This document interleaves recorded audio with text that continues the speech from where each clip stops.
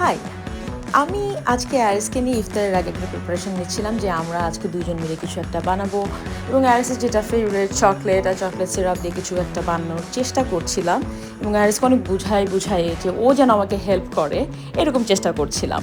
কিন্তু অ্যারিসের গায়ে পুরা চকলেট সিরাপ লেগে একাকার এবং he doesn't like it at all যে গায়েগুলো কেন লাগলো। তখন আমরা দেখলাম যে সার্ফ এক্সেল আমাদের জন্য আজকে একটা স্পেশাল গিফট বক্স পাঠিয়েছে এবং সার্ফ এক্সেল আজকে আমাকে আর অ্যারিসকে দিয়েছে 100 কঠিন দাগের চ্যালেঞ্জ।